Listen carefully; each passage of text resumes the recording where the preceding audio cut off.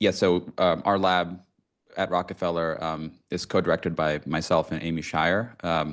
And one of the interesting things about our background is that we don't have any formal sort of physics training, but we've come to physics out of necessity.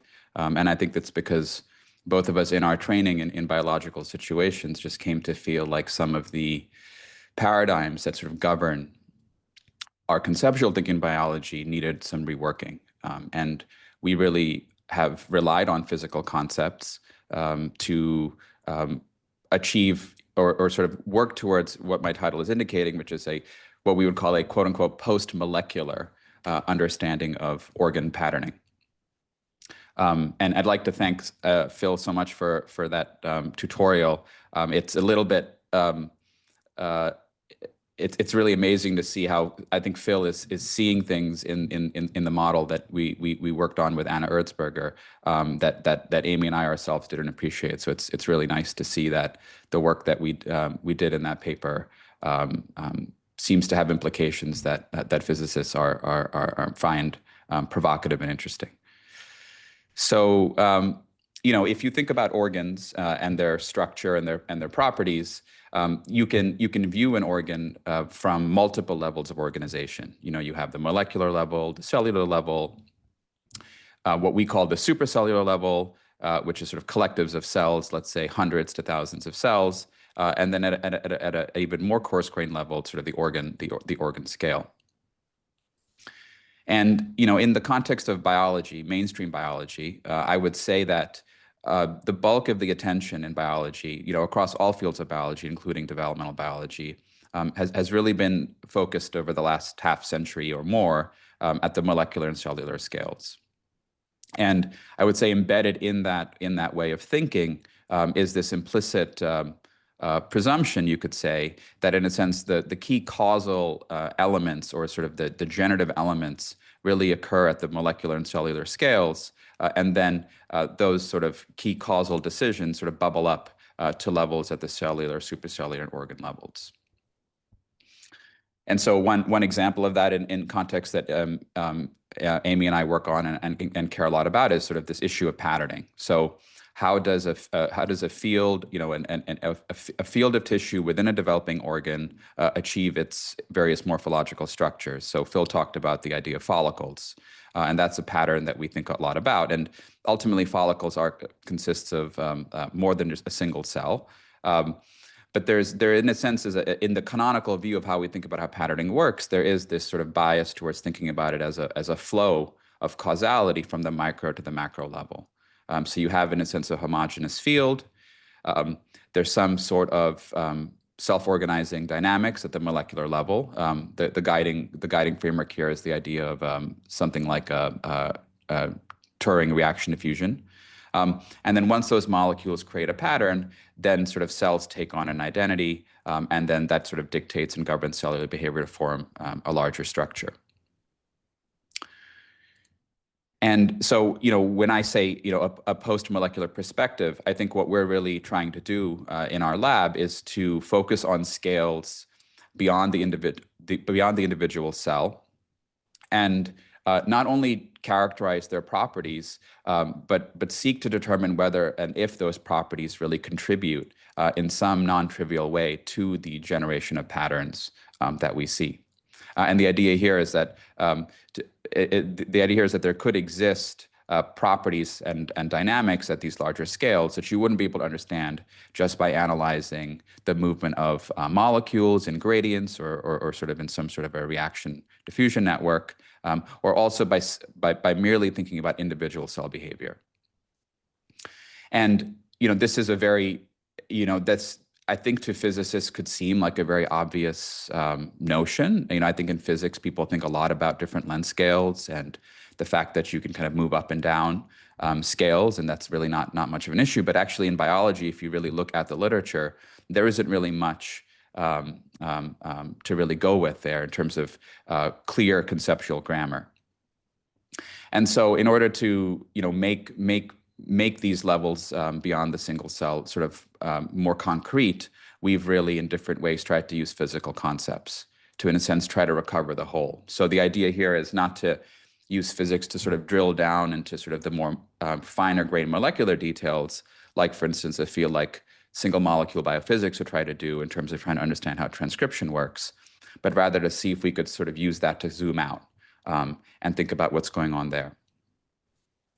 And so for us, I think physics, I think physics has been really powerful in biology for developing tools or making things more quantitative. I think those are really great uses of physics. But for us, we're really interested in physics as a way to challenge, in a sense, the governing paradigms that biologists tend to invoke when thinking about their experiments. Okay, so that sort of gives you a sense of what we're doing, and I think we are really interested in what we call the supercellular scale. And the idea here is that we think that there may be self-organizing dynamics at this level of organization that you couldn't understand just by looking at individual cells. So there's sort of emergent properties that exist here, and then also that once you have these properties and dynamics at this scale, more than just sort of the micro flowing up to the macro, you can actually have properties at this level feed back down and govern what's happening at the molecular level.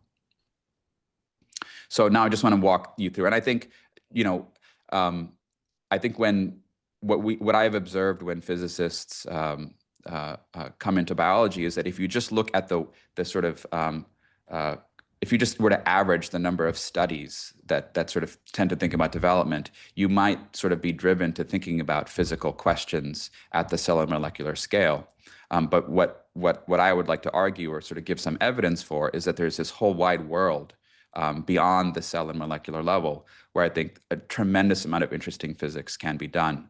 And that would really change the way that biologists themselves think about how living systems work.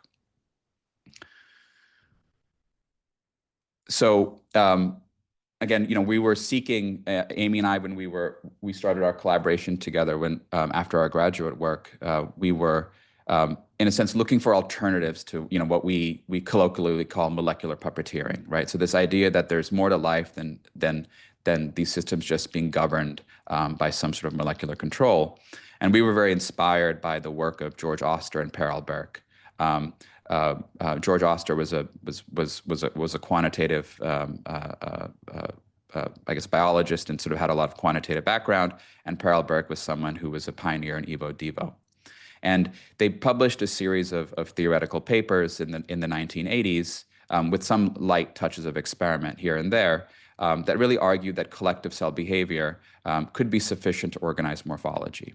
And they were even then, as the molecular revolution was really sort of in full force, sort of skeptical of the idea that molecules were, in a sense, a reasonable way to think about how patterning worked. And so, as Phil showed you, we've sort of come up with a research program that really tries to develop tools and technologies to observe and then hopefully characterize rigorously collective cell behavior as a potential mechanism that's sort of in lieu of molecular self-organization. And I don't need to elaborate this more, but as Phil said, this is a system where we're basically taking primary cells from the skin of the chicken, from the avian embryo, placing them in a system, and in this case, they've been scrambled up, so there's no clear pre-pattern, even if it did exist in the embryo, and they're sort of really able to self-organize. And I think the key, unlock for us, which I think Phil really got into the specifics of the model that Anna Erzberger developed to test some of the claims we were making qualitatively, and also to sort of generate quantitative predictions that then we could test experimentally. But I think the key point here is that oftentimes when people think about patterning in biological systems, they're really thinking about single cell behavior. So they're focusing on things like proliferation, chemotaxis, where individual cells are moving around. But they're not necessarily often picturing a situation where the entire continuum, so to speak, itself is sort of the active agent, you could say. And that was sort of the key point for us as biologists for invoking this notion of, calling the sort of supracellular continuum itself an active contractile fluid. The point is to say there, well, you don't really need to think about, it's not, obviously the individual cells are participating, but it's really this property at another length scale that in a sense has the agency of the patterning. And, in a sense, these supracellular features are not merely an output, but they really are the thing that's organizing the patterning. And, that's sort of based on cells and sort of their relationship to the matrix. And so you can think about a continuum from two different levels, one from sort of this more, you could say, holistic or continuum level. And on that scale, you can have particular properties. And then you can also thinking about it at a more granular level, which is that what we observe is that there's sort of a reciprocal interplay between the cells and the matrix that, in a sense, enable these emergent properties. So, I think the implications in the context of how we think about patterning, I think are quite broad. I would say most canonical models assume that cells need some sort of specific encoding at a single cell level, which then guides their behavior at a more macroscopic level. This is an example, and obviously Phil got into the details, but the sort of implications here is that you don't necessarily need some sort of priorly specified positional information telling individual cells, you're going to be part of the follicle, you're not going to be part of the follicle. And it's really emphasizing this idea that it's really sort of the process or the dynamics that really happen through the relationships of the cells in the matrix at a more granular level, or the entire continuum, at a broader level, that are really determining this pattern.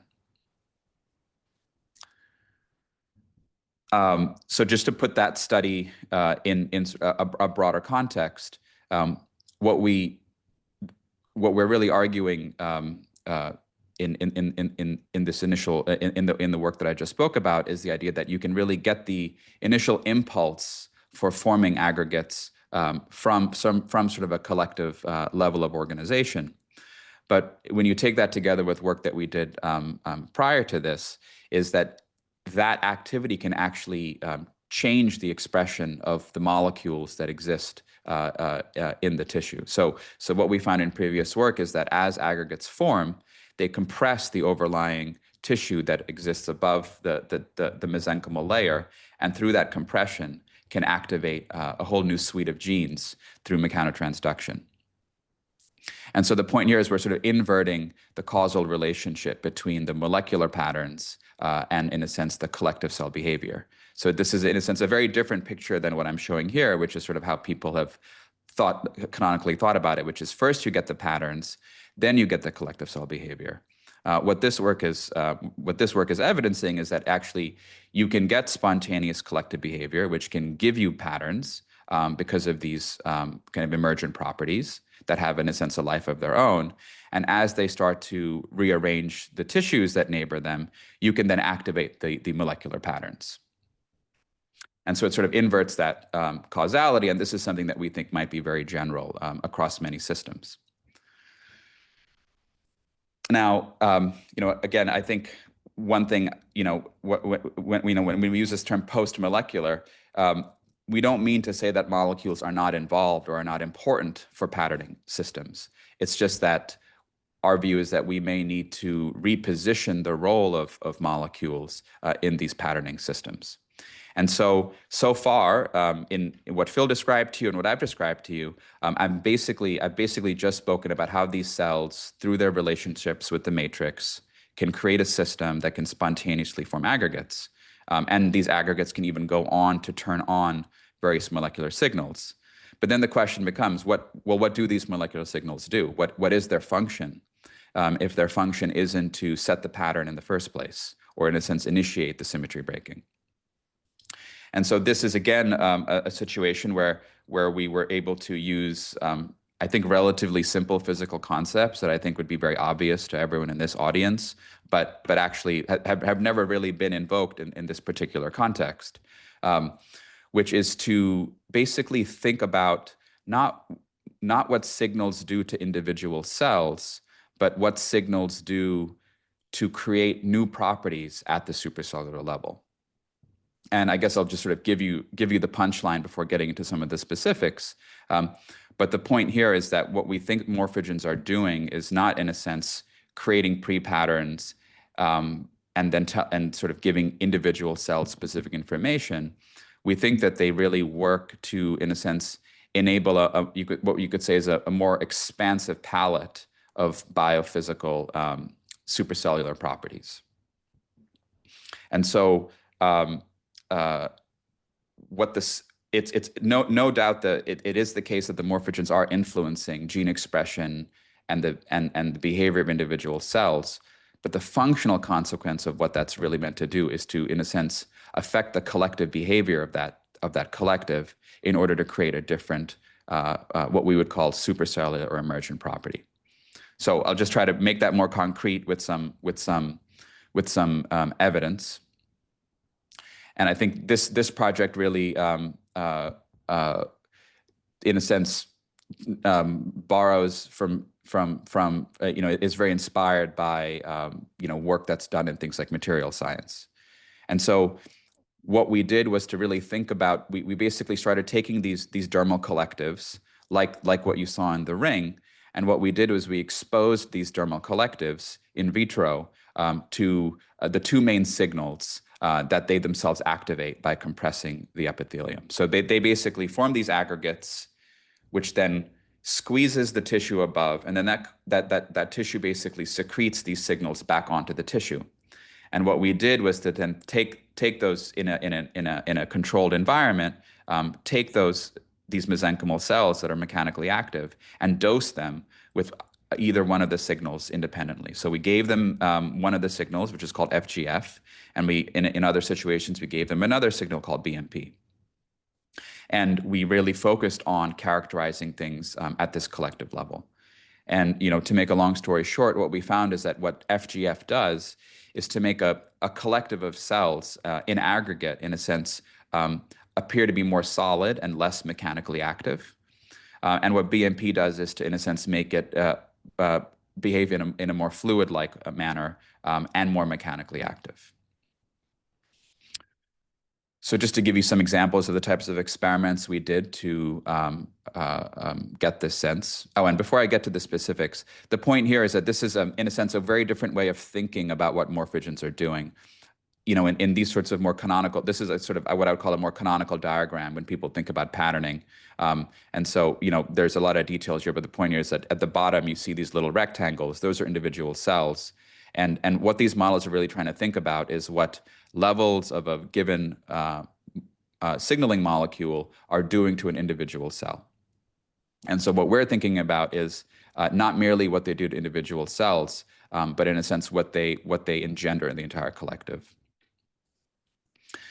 So we developed an assay, that we called a cracking assay using SEM, and basically, this is, if you think about different materials, the pattern with which they crack gives you some sense of their material properties. And again, this is what you're seeing a really zoomed out view here, where you have thousands of cells on this dish. So these cracking patterns aren't measuring what's happening at an individual cell level, but sort of at a more what we call a supercellular level. And what we noticed is that when you treat a dermal collective with FGF, it appears that you're making, in a sense, the collective more brittle and in a sense solid-like. We did other types of experiments where we basically took aggregates of these cells and treated them with these signals and then put them together in these fusion assays. And in a sense, when you sort of look at these aggregates of cells and try to observe their fusion dynamics to sort of give you a sense of their material properties. So if you have static images of what happens here, but basically when this is an example of two spheroids, clusters of cells, there's probably hundreds to thousands of cells in each of these clusters. Each of them have been pre-treated with BMP. And And when you do that, they really sort of fuse together very easily into one larger aggregate. Whereas when these aggregates are treated with FGF, that fusion doesn't happen. So this is sort of gave us some sense of sort of the material properties, and that in terms of the fluid material properties, and the fact that BMP seems to enable greater fluidity. So those are all experiments that we did out of the embryo. What we also did was section the actual tissue in the embryo, and what we did was we noticed that within the embryo, you actually end up getting two zones of signaling activity. You get an inner core, which is here marked by orange, which is where you basically have the FGF signal active, and then you have a margin that surrounds that orange core that is where BMP is active. And the key point I just want to make here is that when we used fine probes that measured the stiffness of the tissues at almost a single cell scale, we weren't able to pick up much of a difference in stiffness. But when we used a larger probe that in a sense allows us to probe the material properties at a slightly larger scale, we were able to pick up a difference and sort of see a difference between the core, the blue margin, which is under the influence of BMP, and the inner core that is under the influence of FGF. And so it was really, for us, a nice example of giving a concrete expression of what one means by emergent, which can seem like a very sort of hocus pocus term in biology. But here the point is that you're really getting that when you sort of use a larger probe. And the point here is that basically these two phases, in a sense, once they're created by enabled by these different signaling regimes, basically in a sense form you could say a polyphasic system that when working together can induce the budding of a follicle bud. And this is work we did with Pearson Miller, who's an applied mathematician who's now at UCSD. So I guess the main point here is that what we're observing here, that I think by invoking these these physical notions and sort of ways of characterizing collectives of cells and their sort of emergent material and mechanical properties, the idea here is to just shed light on the idea that it's really important to distinguish between the proximal effect that a molecule can have on a single cell, which no doubt these morphogens are having, and sort of the ultimate functional purpose of what's happening, which really arises at a different level of organization. And so, altogether, I would say this is a different picture than what's happening, in these types of ways of seeing things, which really focus a lot on sort of the molecular cellular level. And I think often, because they don't think about what could be happening causally at other levels of organization, tend to presume that you need really, really sort of fine-grained sensing and interpretation and sort of like very quantitative gradients. And in our systems, it seems like you might be able to dispense with all of that supposed precision by taking into account these other levels. And so this is just sort of an example here, right, which is that we are thinking about sort of cells at a granular level, but then also appreciating that they can, in a sense, come together to create these continuum level properties that themselves basically have you could say, sort of a life of their own. And these physical concepts and phase concepts have been really useful for us in arguing for sort of the existence and significance of supracellular features to our biological communities. So yes, with that, I would like to thank the members of our lab. As I said, Amy and I co-direct the laboratory, and I'd like to just obviously thank all the members of the lab that have contributed to this work, past and present, and happy to take any questions. All right, let's thank Alan for the wonderful talk. So I think I see some questions in the chat from Troy. So, wait. I The first think question is from, yeah, James James. started.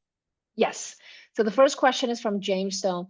So if mechanical properties can generate pattern and morphogen gradients can too, for example, the Turing BLX theories. So can you say something about how these two mechanisms, that is the mechanical versus morphogen, how they're related? Yeah. So yeah, this is something that we think about a lot because we're really trying to come up with an integrated and parsimonious understanding. And I think the one thing I would say is, like, I think the way this question is phrased is it's about sort of molecular and mechanical, right? And I think what we're really trying to say is we're mechanics is important, but what we're really trying to argue for is this other length scale. So I would say it's more about sort of the role of the supercellular. Um, I guess our view is that some of these other studies that have looked at Turing and those types of things have not really taken into account collective cell behavior. So a lot of these prior studies just don't even look at them. And I think what our studies would suggest is that it's not a matter of just fusing together what we're observing with those older studies, but I think we actually have to go back and reevaluate a lot of those studies and really question whether or not there is actually whether there is actually as much happening at the cellular molecular level as we think. So to me, it's not about merely just fusing them together, which is, I think, a lot of what's happening now. But I actually think we have to revisit a lot of those models. Cool. So Troy Schimbrot posted two questions. So first, can you comment where we are and how we can develop the field to the point where we can construct the desired structures? And the second question is, what tools do we have and what tools do we need to achieve these? Is it agent-based modeling, continuum modeling, or some new molecular biology tools? I guess it's a question for both Alan and Phil. Yeah, it's well, from I'll speak experimentally first. Well, I think I personally I think it's conceptual. I think at first it's a conceptual thing, and I think the key conceptual challenge is this tricky issue of interlevel causation, right? When you have two length scales that are in a sense mutually constructing themselves. And so it's not like a chicken. I wouldn't even say it's a feedback loop. I think it's something thornier than that, where you're really changing both what's happening at the granular level and also what's happening at the continuum level. And you are all better experts in that, but I think I sometimes frustrate my mathematical and physical collaborators because I sort of would like something that can grapple with both simultaneously. But it seems to me like that's a real issue in theoretical modeling. But I could let Phil also chime in on that. Yeah, nothing profound to say except that with multi-scale problems like this, you may need to interface between an agent-based model at one level and a continuum model at another level. And there are ways to do that to see to what extent what continuum model encapsulates the long scale behavior of an agent-based model. I think hybrid calculations like that are going to be needed for some of these developments. One thing I'll just add to that is I didn't talk about this study, which we're in the process of sending out for review now. But we have another system that we're studying where the cells, as they start to create the supercellular organization, basically can create sort of a supercellular continuum that is in a sense bistable. And as these two different supercellular continuums emerge, they feed back down and change the fate of the very cells themselves. So in one system, you basically have a field of, it's almost like the atomic units, as they start to form different sort of collective patterns, and they can sort of go between one and another, change the very nature of the constituents. And it's sort of this simultaneous process. And that's been, I think it's challenging to even think about, because it sort of breaks this sort of chicken or the egg issue. And so yeah, I think that's just something we're grappling with, for just how to model and even just how to express. I think there could be some techniques in mathematical ecology that Right. are relevant for that.